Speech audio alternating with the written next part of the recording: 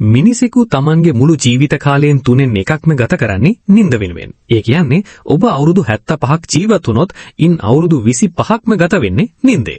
නමුත් ඔබ කවදා හරි හිතලා තියෙනවද ඔබ රැට නිදාගන්න ඉරියව්ව ස්ලීපින් පොසිෂන් ඔබේ සෞඛ්‍යයට සහ මොළයේ ක්‍රියාකාරීත්වයට කොයිතරම් දුරට බලපානවද කියලා? වැරදි ඉරියව්වකින් නිදා ගැනීම නිසා ඔබේ මොළේ මතක ශක්තිය අඩු වෙන්න, නිතරම මහන්සිය දැනෙන්න සහ සිරුරේ අභ්‍යන්තර ඉන්ද්‍රියන් ලෙඩ වෙන්න පුරුවන් බව නූතන වෛද්‍ය විද්‍යාව සොයාගෙන තියෙනවා. අද ෆැක්ට් කෝටෙක්ස් තුලින් අපි බලන්නේ ඔබේ සෞඛ්‍ය සහ මොළයේ ක්‍රියාකාරීත්වය මුළුමනින්ම යහපත් පැත්තට වෙනස් කළ හැකි විද්‍යාත්මකව ඔප්පු කරපු නිදන ඉරියව්ව 6ක් පිළිබඳවයි. පළමු ඉරියව්ව තමයි වම් පසට හැරී නිදා ගැනීම. වෛද්‍ය විද්‍යාත්මකව බලද්දී මිනිස් සිරුරට වගාත්ම ගැළපෙන සහ සෞඛ්‍ය සම්පන්නම ඉරියව්ව විදිහට හඳුන්වන්නේ වම් පසට හැරී නිදා ගැනීමයි. අපේ සිරුරේ තියෙන වසා පද්ධතිය ලිම්ෆැටික් සිස්ටම් බහුලව ක්‍රියා කරන්නේ වම් පසට බරවයි. ඔබ වම් පසට හැරී නිදා ගන්නා විට මොළයෙන් සහ සිරුරෙන් බාහිර කරන විෂද්‍රව්‍ය ටොක්සින්ස් ඉතාමත් කාර්යක්ෂමව පෙරීමේ හැකියාව සිරුරට ලැබෙනවා.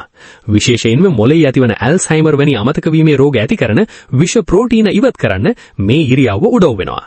එමෙන්ම අපේ ආමාශය පිහිටලා තියෙන්නේ සිරුරේ වම් පැත්තට වන්නට. නිසා මේ ඉරියව්වෙන් නිදා ගැනීමෙන් ආහාර ජීර්ණය පහසු වන අතර පපුවේ දැවිල්ල ඇසිඩ් රිෆ්ලක්ස් සම්පූර්ණයෙන්ම පාලනය වෙනවා. දෙවෙනි ඉරියව්ව තමයි උඩු බැලි අතට නිදා ගැනීම. මෙම ඉරියව්ව ඔබේ කොන්දේ සහ බෙල්ල කැක්කුම් මැතිවීම වළක්වන හොඳම ක්‍රමයක්. ඔබ උඩු බැලි අතට නිදා ගන්නා විට ඔබේ හිස, බෙල්ල සහ කොඳු වැට පෙළ ස්වාභාවික මට්ටමක පවතිනවා. මෙහිදී මොළයට ගමන් කරන රුධිර වහනය සහ ඔක්සිජන් ප්‍රමාණය උපරිම මට්ටමකට ළඟා වෙනවා. නිසා උදෑසන අවදි වන විට මොළයට අලුත් ජවයක් සහ පැහැදිලි සිතුවිලි මතුවෙනවා. එමෙන්ම මුහුණ කොට්ටේට තෙරපෙන්නේ නැති නිසා මුහුණේ රැලි වැටීම් ඇතිවීමත් සීමා වෙනවා. නමුත් ඔබට ගෙරවීමේ හෝ නිින්දෙන් හුස්ම හිරවීමේ රෝගී තත්වයක් තියෙනවා නම් උඩු බැලි අතට නිදා ගැනීම සුදුසු වෙන්නේ නැහැ. මොකද එහිදී දිව උගුර දෙසට වැටි හුස්ම ගැනීමේ මාර්ගය අවහිර විය හැකි නිසායි. තුන්වෙනි ඉරියව්ව තමයි දකුණු පසට හැරී නිදා ගැනීම. මේ ඉරියව්ව විශේෂයෙන්ම හෘද රෝගීන් සඳහා ඉතාමත් ගුණදායකයි. අපේ හදවත පිහිටලා තියෙන්නේ සිරුරේ වම් පසට වන්නට. නිසා ඔබ දකුණු පසට හැරී නිදා ගන්නා විට හදවතට ඇතිවන ගුරුත්වාකර්ෂණ පීඩනය අඩු වෙනවා. මේ නිසා හදවතට රුධිරේ පොම්පු කිරීමේ කාර්ය ඉතාමත් පහසු වෙනවා. එමෙන්ම රුධිර පීඩනය, බ්ලඩ් ප්‍රෙෂර් සහ හෘද ස්පන්දන වේගය ස්වාභාවිකවම පාලනය කිරීමට දකුණු පසට හැරී නිදා ගැනීම උපකාරී වන බව පරීක්ෂණ වලින් ඔප්පු වී තිබෙනවා. හදවත සංසුණු වන විට මොළයට දැනෙන ආතස්ඨය ස්ට්‍රෙස් අඩු වී ගැඹුරු නිින්දක් ලබා ගැනීමට මඟ පෑදෙනවා. හතරවෙනි ඉරියව්ව තමයි දන හිස් අතරට කොට්ටියක් තබා නිදා ගැනීම. side sleeping with pillow between knees. ඔබ පැත්තකට හැරී නිදා ගන්නා විට උඩින් නැති කකුල පහළට වැටීම නිසා ඔබේ පහළ කොන්දේ සහ උකු ඇට පෙළේ ඇඹරීමක් සිදු වෙනවා. මෙන්න මේ නිසා තමයි ගොඩක් අයට උදේට නැගිටිද්දී කොන්දේ කැක්කුම් හැදෙන්නේ.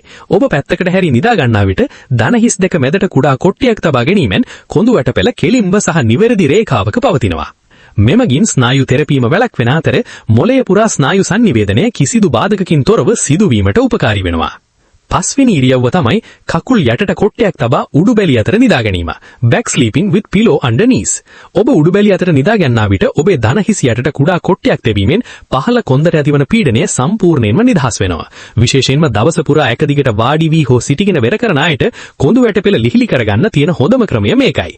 මෙමගින් ශරීරයේ පහළ කොටසේ සිට හදවත සහ මොළය දෙසට සිදුවන රුධිර සංචරණය 100% විධිමත් වෙනවා.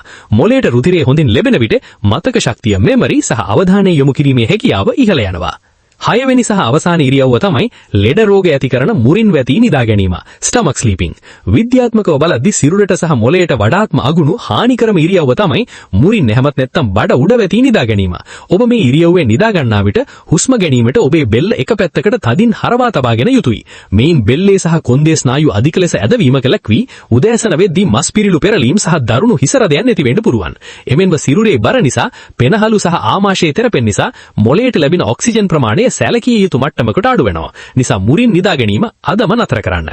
ඔබේ සෞඛ්‍ය සහ මොළයේ සුවය තීරණය වෙන්නේ ඔබ නිදා ගන්නා කාලය මත විතරක් නෙවෙයි, ඔබ නිදා ගන්නා ඉරියව්ව මතයි. අද රැ ඉඳන්ම ඔබේ සිරුරට වඩාත්ම ගැළපෙන නිවැරදි නිදන ඉරියව්ව තෝරා ගන්න. ඔබේ නිදන ඉරියව්ව මොකක්ද කියලා පල්ලෙයින් කමෙන්ට් කරන්න. මේ වගේ සෞඛ්‍ය සම්පන්න සහ විද්‍යාත්මක රහස් දිගටම සිංහලෙන් දැනගන්න අපේ ෆැක්ට් කෝටෙක්ස් channel එක දැන්ම subscribe කරලා එකතු වෙන්න. වීඩියෝ ෂෙයාර් කරන්න තමතක් කරන්න එපා. ඔබට සුබවර නින්දක් සහ සුබ දවසක්.